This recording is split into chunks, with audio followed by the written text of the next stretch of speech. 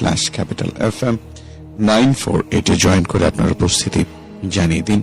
আর text করতে চাইলে CFM space আপনার নাম সঙ্গে লোকেশন লিখে আপনার সেই কমেন্ট পাঠিয়ে দেবেন 2696 এর নম্বরে, তাহলে সেটা আমার কাছে এসে পৌঁছে যাবে।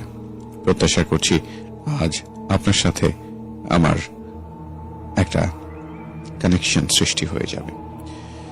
আমাদের চারপাশে এরকম অসংখ্য কানেকশন আছে যার সম্পর্কে আমরা অবগত, তবে মাঝে মাঝে এমন কিছু কানেকশন ক্রিয়েট হয়ে যায় যা আমরা জানি না অথবা যার জন্য আমরা প্রস্তুত থাকি না। আমাদের প্রাকৃতিক নিয়মের বাইরের এমন কিছু অতি প্রাকৃতিক ঘটনাই আমরা তাবিজ অনুষ্ঠানে উপস্থাপন করি। ধীরে ধীরে সেই ঘটনাগুলোই আপনার সামনে উপস্থাপন করব আজও। facebook.com/capitalfm 948 জয়েন করে আপনার উপস্থিতি জানিয়ে দিন। আর টেক্সট করতে চাইলে CFM স্পেস আপনার নাম সঙ্গে লোকেশন লিখে আপনার সেই কমেন্ট পাঠিয়ে দেবেন 26969 নম্বরে, তাহলেই সেটা আমার কাছে এসে পৌঁছে যাবে। সময় মানুষকে কতখানি বদলে দেয় সেটা শুধু সময়ই জানে। অনেক ক্ষেত্রে এমন অনেক অনুভূতি যা আমরা বুঝেও বুঝি না অথবা বুঝতে চাই না। ঠিক যে অবস্থানে এখন আমরা আছি, কিছুদিন পর সেই অবস্থান আমাদের থাকবে না। পৃথিবীর সবকিছু চলমান, যার শুরু আছে শেষ আছে। আমাদের চারপাশে সবকিছু চলমান, কোনো কিছু স্থির নেই, সবকিছুই একটা নিজস্ব গতিতে ছুটে চলেছে। আর এই ছুটে চলার মাঝেই অনেক সময় অনেক ব্যতিক্রম ঘটে থাকে যা আমরা প্রত্যাশা করি না। আর সেই ঘটনাগুলোই এক এক করে আমাদের জীবনটাকে বদলে দিয়ে যায়, তছনছ করে দিয়ে যায়। প্রত্যাশা করব আজ আপনার সাথে আমার যে কানেকশন সৃষ্টি হবে সেখানে নিশ্চয়ই আপনার উপস্থিতি আমি পেয়ে যাব। আমাদের ফেসবুকের ইনবক্সে আপনার পুরো ঘটনাটি লিখে পাঠিয়ে দিতে পারেন, যেন আমি সেই ঘটনা আমাদের বন্ধুদের সাথে শেয়ার করতে পারি। অথবা আপনি চাইলে পুরো ঘটনা অডিওতে রেকর্ড করেও পাঠিয়ে দিতে পারেন। আপনার সেই ঘটনা আমি প্লে করে শোনাবো সবার জন্য। যারা আমার সাথে যুক্ত আছেন তাদের সবাইকে ভালোবাসা জানাতে চাই। সোনিয়া আক্তার আফরোজ রয়েছেন, ইয়াহিয়া খান রয়েছেন, মাহফুজা, সেই সাথে আরো কিছু বন্ধু আছেন আমাদের সাথে রয়েছেন। রিপন আহমেদ, অসংখ্য ধন্যবাদ আপনাকে রিপন আমাদের সাথে যুক্ত থাকার জন্য। শাকিল রয়েছেন যুক্ত, MD আল আমিন আপনার জন্য শুভকামনার সঙ্গে থাকার জন্য। রফিকুল ইসলাম রয়েছেন, মোহাম্মদ নাফিস আরফিন আপনার জন্য অনেক অনেক শুভকামনা। অনেকে আছেন গত সপ্তাহে কোনো ঘটনা পাঠিয়েছিলেন অথবা তার আগের সপ্তাহে, পুরো সময়ের জন্য হয়তো সেই ঘটনাগুলো আমি উপস্থাপন করতে পারিনি। সেগুলো চাইলে আজ আপনি আমার সঙ্গে শেয়ার করতে পারেন। তবে যারা আমাদের সাথে যুক্ত আছেন তাদের সবার ঘটনাগুলো এক এক করে শেয়ার করতে চাই। আজ আমাদের নিয়মিত বন্ধু শিহাবের ঘটনা দিয়ে শুরু করব আমাদের আজকের আয়োজন।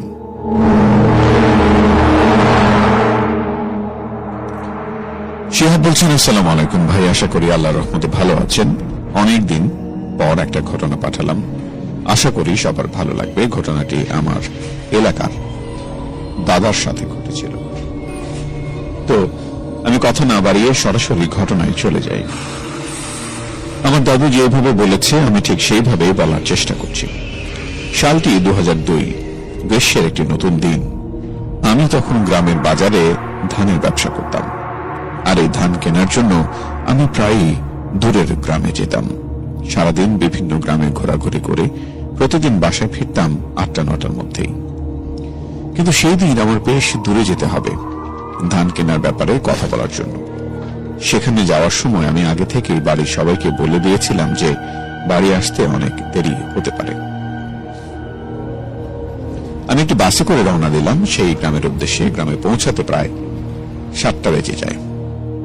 যাদের বাড়ি আমি ধান কেনার জন্য গিয়েছিলাম তারা আমার সম্পর্কে আত্মীয় লাগেন, তাই আমাকে রাতের খাবার না খাইয়ে ছাড়লেন না। খাওয়া দাওয়া শেষ করে সেই বাড়ি থেকে বের হতে প্রায় 10টা বেজে গেল। রাতে থাকার জন্য জোর করার পরেও থাকলাম না, কারণ বাসায় যাওয়া আমার খুব দরকার। তো রাতের নির্জন রাস্তায় আমি রিক্সা করে বাস স্টপের দিকে রওনা দিলাম। রিক্সা দিয়ে যাওয়ার সময় কোনো প্রকার যানবাহন দেখতে পেলাম না, হাতে গোনা কয়েকটি দেখা গেল। 10:30টায় আমাকে রিক্সাওয়ালা একটি ছোট বাস স্টপে নামিয়ে দিল। নির্জন রাত, কোনো বাস নেই। 10-15 মিনিট পর ভাবলাম হয়তো আর কোনো বাস আসবে না, কিন্তু হঠাৎ লক্ষ্য করলাম একটি বাস আসছে, হয়তো এটি রাতের শেষ বাস। আমি তাড়াতাড়ি করে উঠে পড়লাম। বাস থেকে 11:15টায় গ্রামের রাস্তায় নেমে গেলাম। এখান থেকে আমাকে আরো 2-3 কিলোমিটার হাঁটতে হবে বাসায় যাওয়ার জন্য, কারণ এখানে কোনো প্রকার রিক্সা বা ভ্যান পাওয়া যাবে না। তাই আমি পকেট থেকে টর্চ লাইট বের করে বাসার উদ্দেশ্যে হাঁটা দিলাম। গ্রামের রাস্তা, চারপাশে শুধু ধান ক্ষেত। আমি রাস্তায় হেঁটে চলছি, আশপাশের কোনো জনমানবের চিহ্ন নেই। তাই মনের মধ্যে একটু ভয় কাজ করছিল, কিন্তু রাস্তা অতিক্রম করার পর আমার শরীর ছমছম করে উঠল। আমার মনে হলো কেউ আমার পেছন পেছন আসছে। পেছনে তাকালাম, দেখি কেউ নেই, কিন্তু পায়ের আওয়াজ পাওয়া যাচ্ছে। ভয় আরো বাড়তে লাগলো। গ্রামের অনেকের কাছে শুনেছি এই রাস্তায় নাকি অনেক খারাপ কিছু ঘটে থাকে, বিভিন্ন খারাপ জিনিস দেখা যায় এবং নাকি মাঝে মধ্যে মানুষের ক্ষতিও করে। কিন্তু আমি গ্রামের মানুষের এসব কথায় কান দিতাম না, বিশ্বাসও করতাম না। তবে আমি এই গভীর রাতে রাস্তার মাঝখানে আমার ওইসব কথা সত্যি বলেই মনে হলো। আমি বুঝতে পারলাম যে আমার সাথে কোনো খারাপ ঘটনা ঘটতে যাচ্ছে। আমি ভয়ে দৌড়াতে লাগলাম সামনের দিকে। দৌড়ানোর সময় বুঝতে পারলাম আমার পেছনে একটি ছায়া আসছে। কিছু সময় দৌড়ানোর পর আমি দাঁড়িয়ে গেলাম, আমার পিছন দিকে তাকালাম। পিছনে সেই অবয়বটিও থেমে গেল। কি করব আমি কিছু বুঝতে পারছিলাম না। আমার হাতে থাকা টর্চ লাইট সেই ছায়ার দিকে ধরলাম। এরপর যা দেখলাম তার জন্য আমি মোটেই প্রস্তুত ছিলাম না। দেখলাম কালো কাপড় পরা একজন, পা এবং মুখ উল্টো দিকে ঘোরানো। আমি দেখে একদম হতবাক হয়ে গেলাম।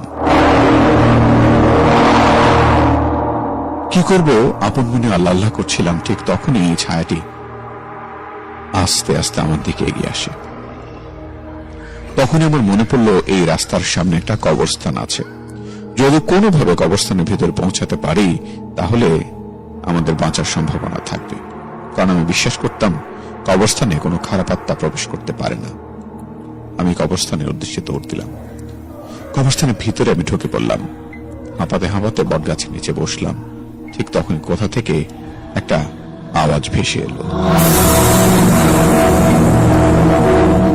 আমাকে বলল, তোর কোনো ভয় নেই, আমি আছি। আমি এই লোকটির কথায় অবাক হয়ে গেলাম। সে কণ্ঠটি আবার ভেসে উঠল, বলল, আমি তোকে বাসায় পৌঁছে দিয়ে আসবো, কিন্তু যাই হয়ে যাক না কেন পিছনে তাকাবি না। আমি ভয়ে বাড়ির উদ্দেশ্যে রওনা দিলাম। অবশেষে বাসার সামনে এসে পড়েছি। আমি সারা রাস্তায় বুঝতে পেরেছি কেউ আমার পিছন পিছনে আসছে। বলে উঠল আবার, মনে রাখবি কখনো ওই রাস্তায় আর চলাফেরা করবি না, ওই রাস্তা পিশাচদের। তখন আমি তাকে বলে উঠলাম যে আপনি কে, পিছন থেকে। এরপর আর কোনো সাড়া পেলাম না।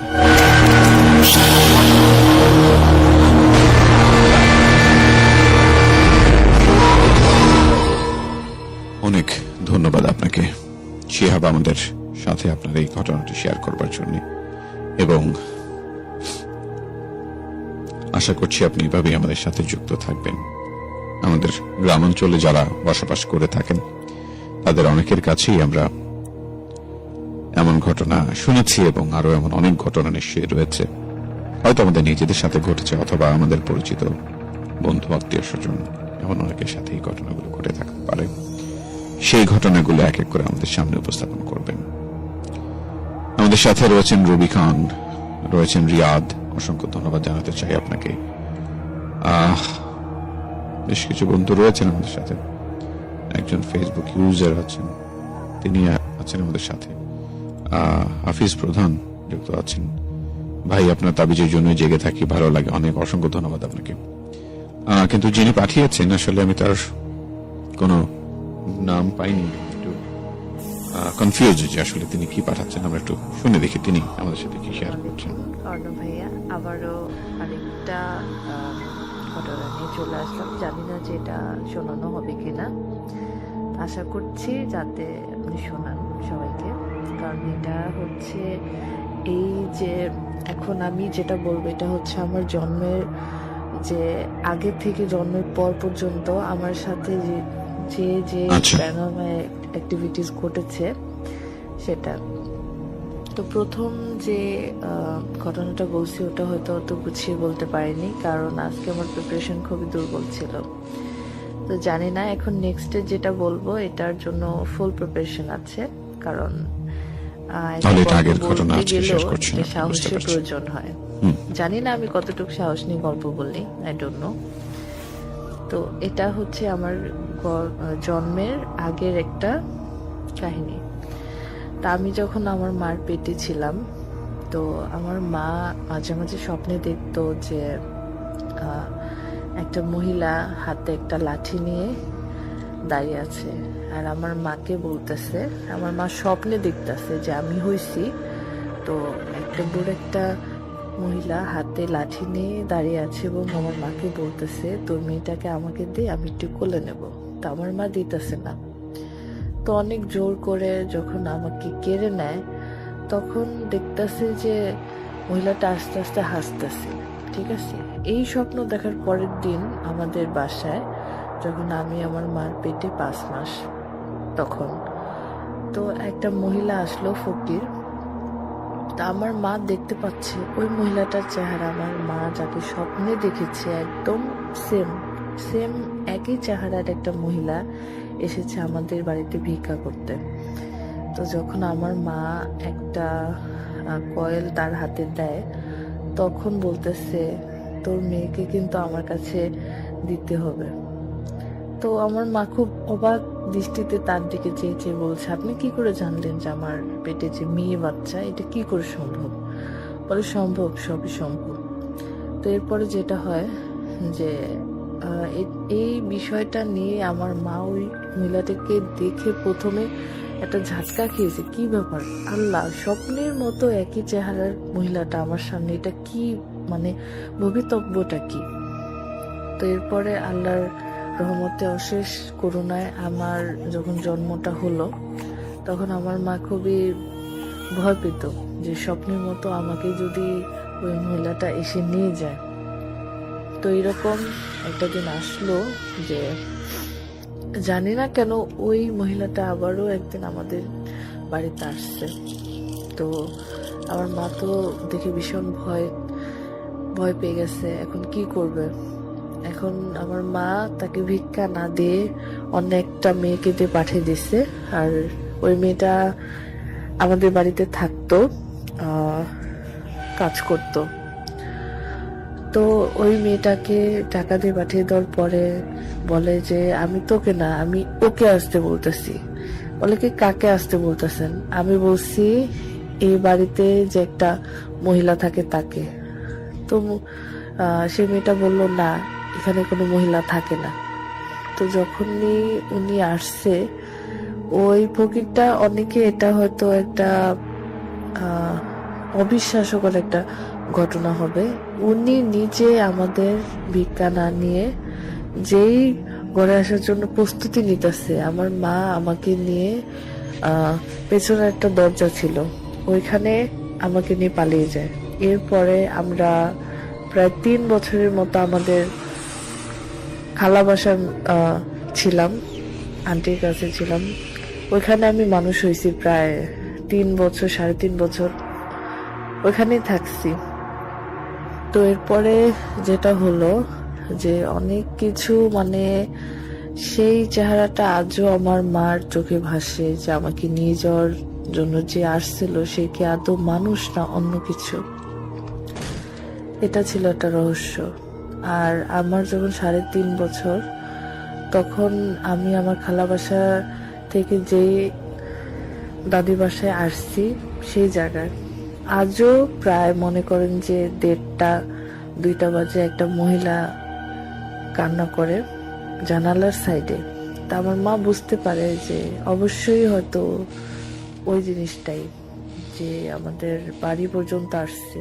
আর এটা অনেকের অবিশ্বাস্য মনে হতে পারে, কিন্তু এটা আমার মার জীবনের বাস্তব অভিজ্ঞতা। আর আল্লাহর রহমতে যে আমি সুস্থ আছি, ভালো আছি, আমার সাথে কিছু ঘটেনি, আমার সাথে কিছু হয়নি, এটা নিয়ে আমার মার আল্লাহর কাছে অনেক অনেক শুক্রিয়া যে আমি ভালো আছি। এরপর থেকে আমার এমন অনেক কিছু হয়েছে যে আমার গায়ে আঁচড় লেগে যায়, সকালে দেখি যে হাতের মধ্যে দাগ, হ্যাঁ, এমন অনেক কিছু, মানে স্বপ্নে আমার সাথে অনেক কিছুই হয়। যেমন ধরেন যে আমাকে বোবায় ধরছে প্রায় অনেক দিন, এরপরে ফকির দিয়ে কবিরাজ দিয়ে আমাকে তাবিজ দেওয়া হয়েছে। তো আমার হাতে ছিল 3টা তাবিজ আর আমার গলায় ছিল 4টা। তো এইগুলো নিয়ে আমার থাকতে খুবই অসুবিধা হতো, কারণ এতগুলো তাবিজ নিয়ে কেউ থাকতে চায় না, কিন্তু আমার থাকতে হয়েছে। কিন্তু এখন আল্লাহর রহমতে অনেক ভালো আছি, কিন্তু আমার হাতের তাবিজগুলো এখনো আছে, গলাগুলা নেই। কারণ ফকিরকে দিয়ে বলে অনেক কষ্ট করে গলাগুলা খোলানো হয়েছে। তো এটা হইতেছে আমার সেই বাস্তব জীবনের অভিজ্ঞতা। তো ধন্যবাদ সবাইকে। ধন্যবাদ আপনাকেও আমাদের সাথে যুক্ত থাকার জন্য। অনেকে বলছেন বুঝতে পারছি না, সাউন্ড আসছে না। আমাকে একটু জানাবেন যে আসলে প্রকৃতপক্ষে সাউন্ড আপনি পাচ্ছেন কিনা। আমি কিন্তু আমার এখানে ঠিকঠাকই পাচ্ছি, আপনি শুনতে পাচ্ছেন কিনা সেটা একটু জানাবেন। আমার কণ্ঠ শুনতে পাচ্ছেন কিনা ঠিক মতো সেটাও একটু জানাবেন। আমাদের সাথে যারা যুক্ত আছেন তাদের কথাও বলবো এক এক করে। নিশ্চয়ই শেখ মাহমুদ রানা, তিনি আমাদের নিয়মিত বন্ধু, তিনি যুক্ত থাকেন, আজও যুক্ত আছেন। তার পাঠানো ঘটনাও শেয়ার করবো আশা করছি আমাদের সবার সাথে। বেশ কিছু ঘটনা আছে, এক এক করে সবগুলো ঘটনাই আপনি নিশ্চয়ই শুনবেন। তার আগে বলতে চাই facebook.com/capitalfm 948 জয়েন করে আপনার উপস্থিতি জানিয়ে দেবেন। আর টেক্সট করতে চাইলে CFM স্পেস আপনার নাম সঙ্গে লোকেশন লিখে আপনার সেই কমেন্ট পাঠাবেন 26969 নম্বরে, তাহলে সেটা আমার কাছে এসে পৌঁছে যাবে। আর একটা ঘটনা যাব, শেখ মাহমুদ রানা তিনি পাঠিয়েছেন সেই ঘটনাটি। চলুন এবার একটু সেটি শুনে দেখুন। আপনি ঠিক মতো শুনতে পাচ্ছেন? ওয়ালাইকুম রহমান ভাই। ওয়ালাইকুম আশা সালাম। করছি আপনি ভালো আছেন। আমি আলহামদুলিল্লাহ ভালো আছি। আমি আজকে তাবিজের একটা ঘটনা শেয়ার করব।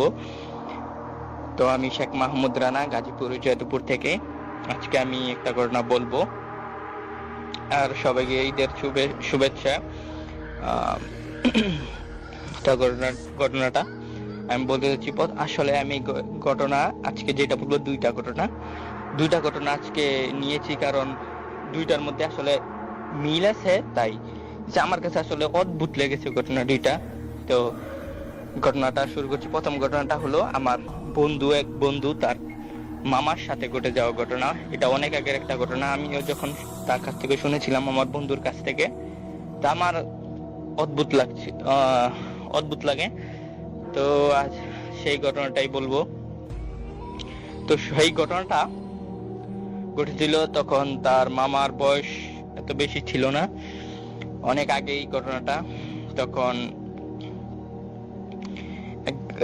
একদিন রাতে তার মামা রাস্তা দিয়ে আসেন। তখন আসলে এইরকম রাস্তা ছিল না, তখন ছিল মাটি ইটের মাঝখানে ইট, এরকম রাস্তা। তখন আসলে এতটা সভ্য ছিল না সমাজ। তখন কারেন্টও কোনো জায়গায় ছিল না। মাঝখানে হয়তো যাদের অনেক দূরে বাড়ি, তাদের বাড়িতে হয়তো 1-2 বাড়িতে হয়তো কারেন্ট আছে, আর অন্য সব জায়গায় কারেন্ট নাই, এরকম একটা অবস্থা তখন। তো সে একদিন রাতের বেলা আসতেছিল, তার বাসায় ফিরতেছিল কোনো একটা জায়গা থেকে। আমি জানি না কোন থাই থেকে ফিরছিল, কিন্তু কোন একটা জায়গা থেকে আসছিল। তো যখন সে রাস্তা দিয়ে আসছে, তখন মানে 2টা বা 3টা রাস্তার মোড়। তো সোজা গেলে সে সোজা রাস্তা দিয়ে বাসায় আসবে, কিন্তু আরেকটা রাস্তা গেছে একটু জঙ্গলের দিকে। তো তার আসলে সেদিন মন ভালো ছিল না। তো সে মানে হাঁটতে হাঁটতে দেখি সেই জঙ্গলের রাস্তা দিকে যায়, দেখি একটু সময় কাটায় এইদিকে এইভাবে ওইদিকে যায়। তো ওইদিকে গিয়ে দেখে জঙ্গলের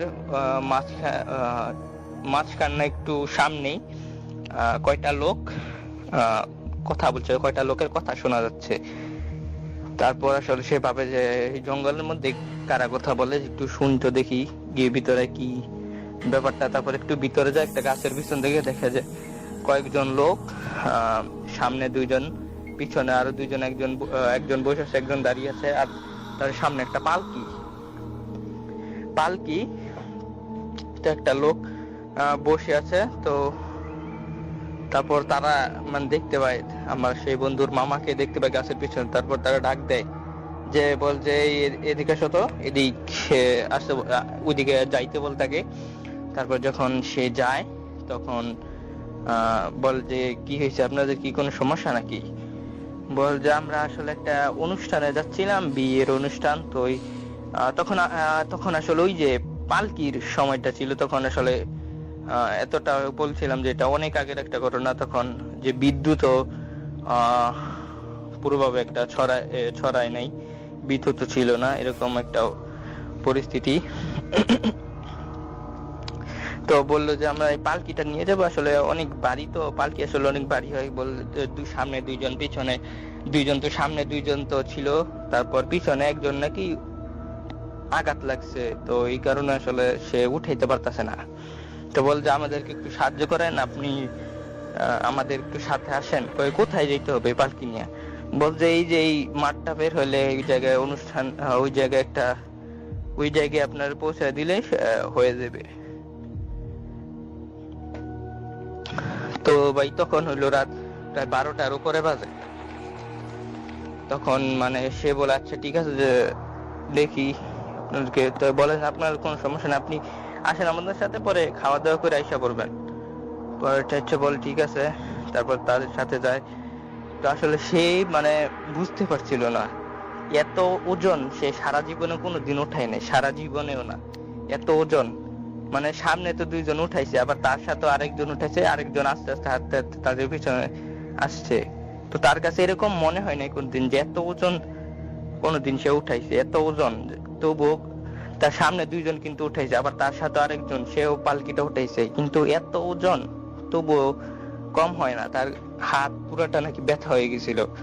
তো প্রায় 20 মিনিটের মতো তারা হাঁটে, খুব দ্রুত গতিতে হাঁটে, কারণ এই একটা ওজন অনেক থাকা সম্ভব না।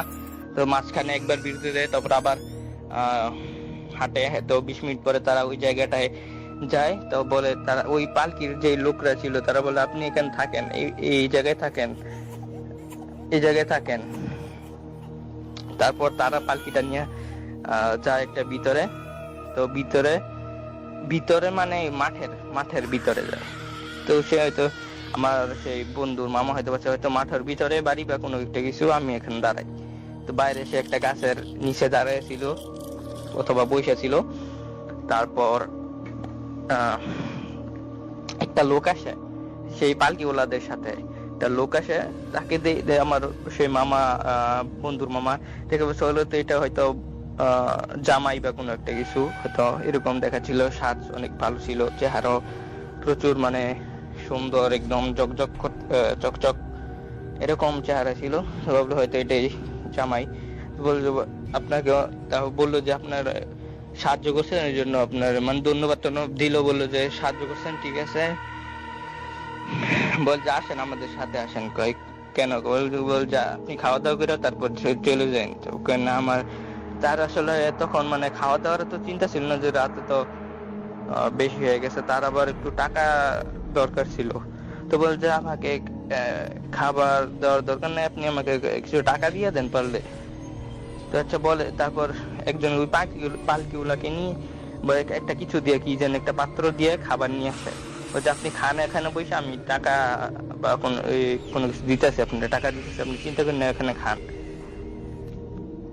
তো মানে সে মানে খাওয়ার পরে সে কি খাইছে না খাইছে এটা তার খেয়াল নাই। সে পরের দিন সকালবেলা সে খাবার হয়। ওই ওই রাস্তা, যেই মাঠের রাস্তা, ওইখান দিয়ে সকাল একদম পুরা 6টার দিকে, যখন মানে 6টা 7টা এরকম টাইমে আছে, গ্রামের লোকেরা মানে যখন এই বাজারে যায় আর কি, বাজারে মানে বাজার মানে যে হাট, জিনিসপাতি কাঁচা বাজার যেখানে, ওইখানে যাওয়ার জন্য যখন যাচ্ছিল, 2জন লোক ওই রাস্তা দিয়ে যাচ্ছিল, তখন দেখে যায় ওই গাছের নিচে আমার সেই বন্ধুর মামা পড়ে আছে।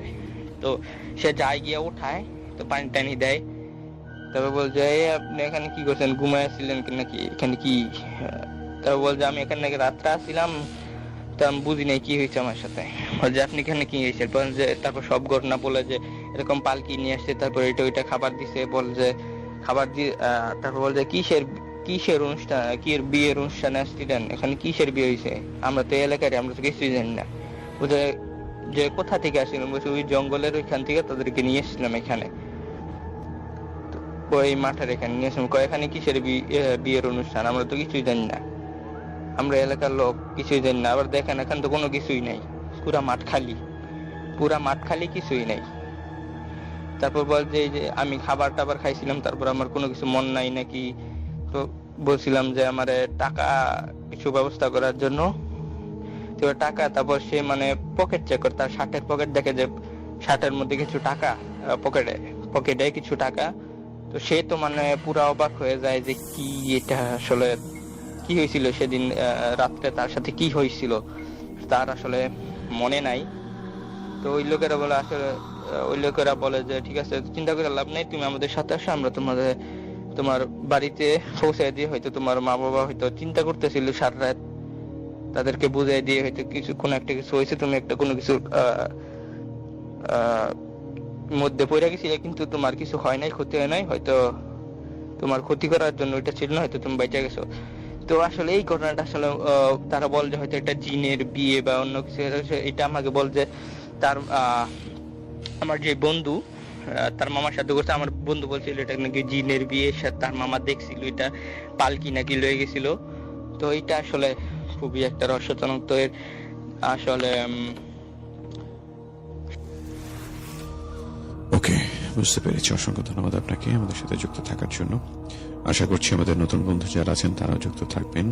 অনেকে আছেন অনেক আগের ঘটনা পাঠাচ্ছেন, যে ঘটনাগুলো হয়তো কোনো কারণে আগে প্লে করা সম্ভব হয়নি, আপনিও পাঠাবেন, কোনো সমস্যা নেই, আমরা সেগুলি শুনবো।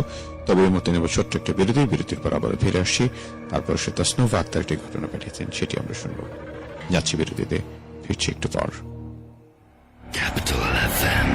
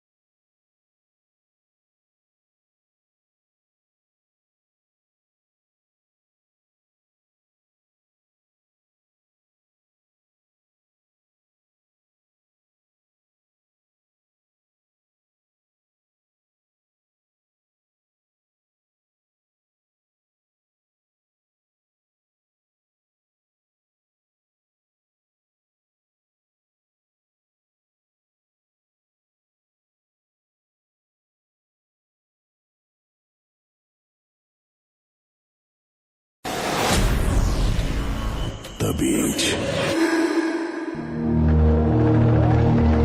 একেবারে তাই। আরো একবার তাবিজের এই আয়োজনে আপনাকে স্বাগত জানাই। facebook.com/capitalfm948 জয়েন করে আপনার উপস্থিতি জানিয়ে দিন। আর টেক্সট করতে চাইলে CFM স্পেস আপনার নাম সঙ্গে লোকেশন লিখে আপনার সেই কমেন্ট পাঠিয়ে দেবেন 26969 এই নম্বরে। তাহলে সেটা আমার কাছে এসে পৌঁছে যাবে।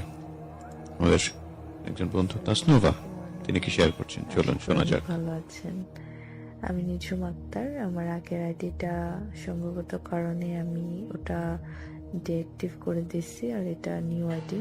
আশা করি যে সবার ভালো রেসপন্স পাবো ইনশাল্লাহ। অ্যান্ড আজকে যে ঘটনাটি বলবো আমি, সেটা হচ্ছে আমার জীবনের একটি গল্প।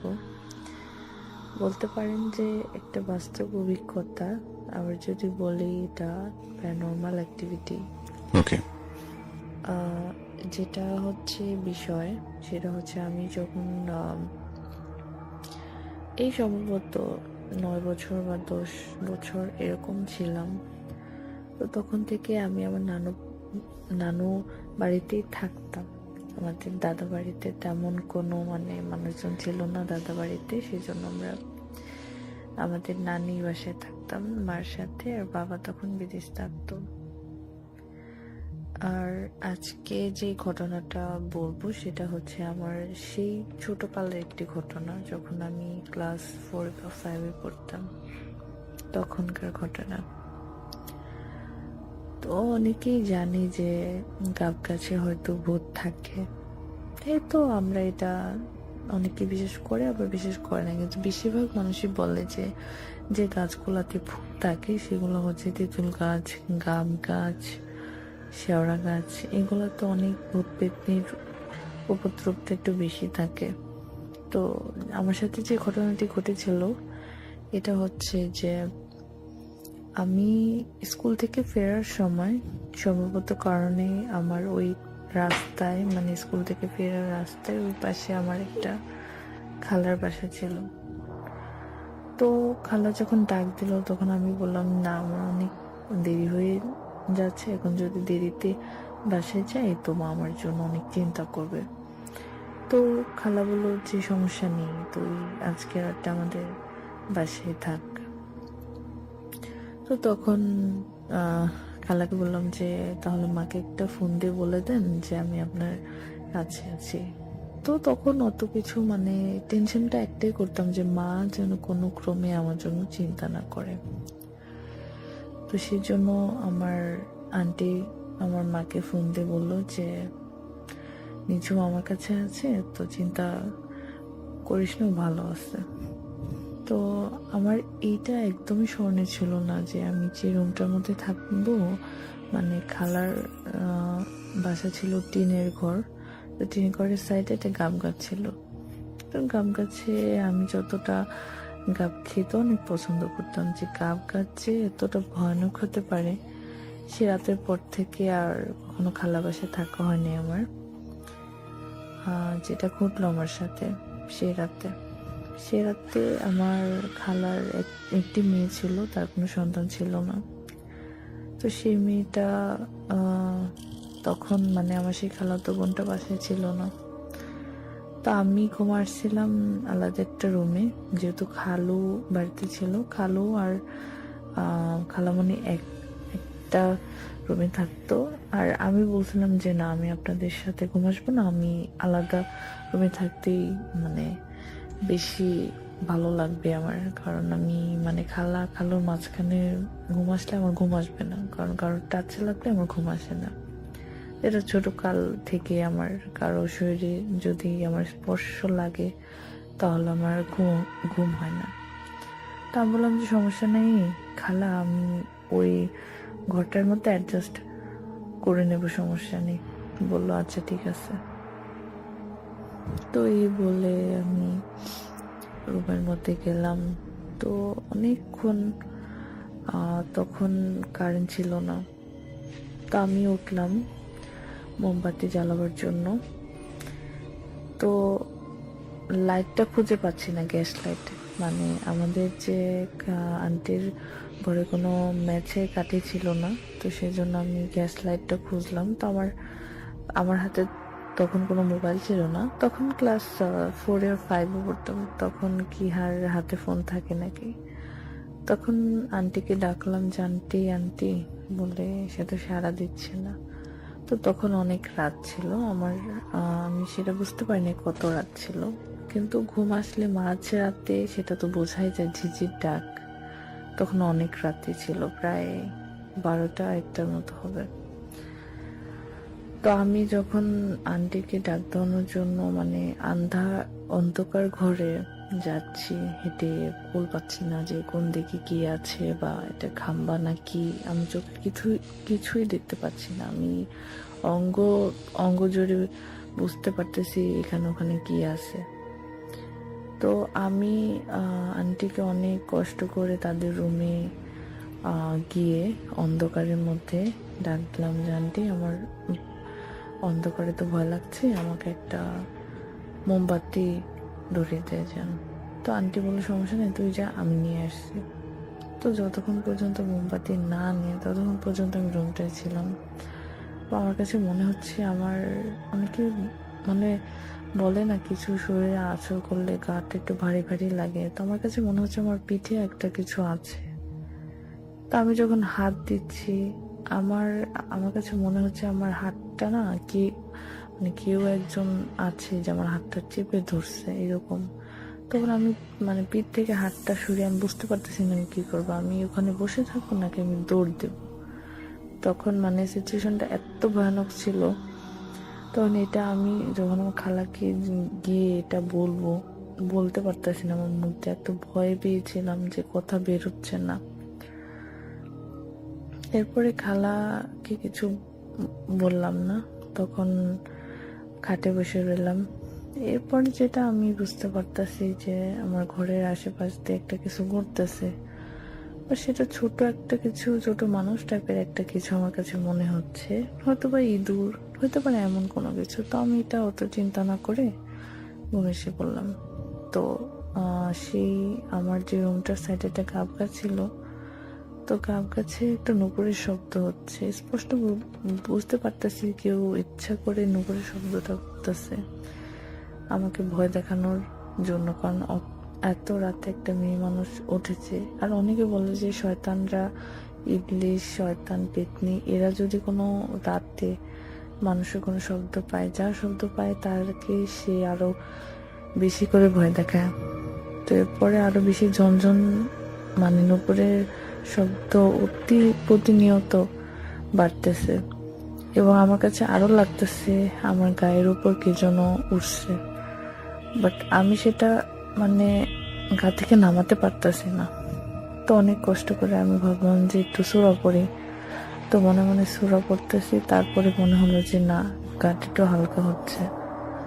যখন আমি ঘুমিয়ে গেছি, তো ঘুমিয়ে যাওয়ার পর আবার আমার কাছে এরকম একটা ফিল হচ্ছে, যতই সূরা পড়তেছি সেটা চলে যায়, কিন্তু যখন ঘুমে বিভোর হচ্ছি তখন আবার সেম একটা কাহিনী আমার সাথে ঘটে।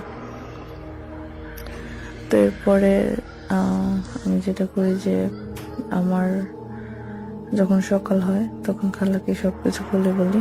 তো খালা বলছে যে তোকে একলা ঘরে ওই রুমটার মধ্যে শুতে দেওয়াটা একদম উচিত হয়নি মা।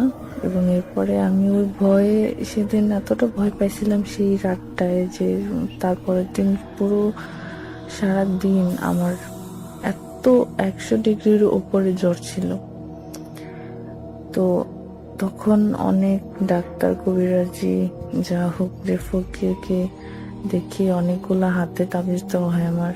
তো সেই তাবিজ আমার প্রায় 3 বছরের মতো ছিল। যখন মানে মাকে বলতাম মা এগুলো এখন বিরক্ত লাগে, তো মা বললো আরেকটু রাখ, সমস্যা নেই।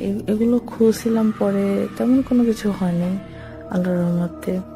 এখন ইনশাল্লাহ অনেক ভালো আছি। তো এটা ছিল আমার ঘটনা। আশা করি যে সবার অনেকটাই মানে এটা তো মানে বলতে গেলে এটা কোনো গল্প নয়, যে জানি না সবার কেমন লেগেছে, কিন্তু আমার বাস্তব অভিজ্ঞতা যেটা আমি সেটাই বললাম। আর পৃথিবীতে যদি অনেকে বলে ভূত পেতনি বলতে কিছু নাই, কিন্তু তাহলে কি ইবলিশ, শয়তান, এগুলো কি সব মিথ্যা? তো অবশ্যই ভূত পেতনি জিন এগুলো আছে। আর ইবলিশ শয়তান দুনিয়াতে ছিল এবং সবসময় থাকবে, আর শয়তানরাও থাকবে, কিন্তু এদের মধ্যে আমাদেরকে নিজের সেফটি করতে হবে নিজেকে। তো থ্যাংক ইউ অরণ্য ভাইয়া সবাইকে, এবং যত ক্যাপিটাল FM এর যত ফ্রেন্ডসরা আছে সবাইকে অনেক ধন্যবাদ। আল্লাহ হাফেজ। অনেক ধন্যবাদ আমার সাথে যুক্ত থাকার জন্য। প্রত্যাশা করছি এভাবে যুক্ত থাকবেন আমাদের সব বন্ধুরা, এবং তাবিজের প্রত্যেকটি অনুষ্ঠানে আপনাদের উপস্থিতি প্রত্যাশা করি। facebook.com/capitalfm948 জয়েন করে আপনার উপস্থিতি জানিয়ে দেবেন। আর টেক্সট করতে চাইলে CFM স্পেস আপনার নাম সঙ্গে লোকেশন লিখে আপনার সেই কমেন্ট পাঠিয়ে দেবেন 26969 নম্বরে, তাহলে সেটা আমার কাছে এসে পৌঁছে যাবে। প্রত্যাশা করছি আমাদের সব বন্ধুরা ভালো থাকুক, আমাদের শুভাকাঙ্ক্ষীরা ভালো থাকুক, দেশে বিদেশে পৃথিবীর বিভিন্ন প্রান্তে যে যেখানে আছেন সেখান থেকে আপনাদের শুভ সময় কাটুক। আগামী সপ্তাহে আবারও তাবিজ অনুষ্ঠানে আপনি উপস্থিত হবেন। তবে আগামীকাল ইনশাল্লাহ আবারও কথা হবে প্রত্যাশা। আজকে মতো এখানে বিদায় নিচ্ছি। সবাই ভালো থাকুন, সুন্দর থাকুন, আনন্দে থাকুন, শুনতে থাকুন ক্যাপিটাল FM 94.8। আজকের মতো এখানে বিদায়, শুভরাত্রি, আল্লাহ হাফেজ।